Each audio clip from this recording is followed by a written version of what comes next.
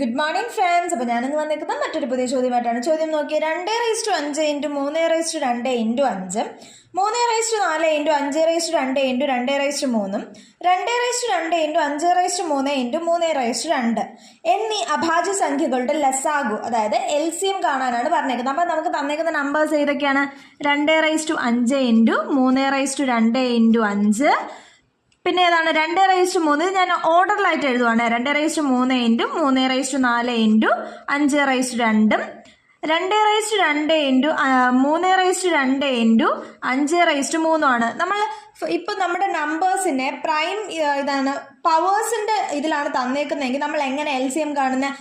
ഓരോ നമ്പേഴ്സിൻ്റെയും highest power ഉള്ളത് തമ്മിൽ മൾട്ടിപ്ലൈ ചെയ്യും അല്ലേ? അപ്പോൾ 2 എടുത്ത 2ൻ്റെ ഹയസ്റ്റ് പവർ ആരാ? 2/5. അപ്പോൾ LCM വരുന്നത് 2/5 ഇൻറ്റു 3/4 ഇൻറ്റു 5/3 എന്നാണ്.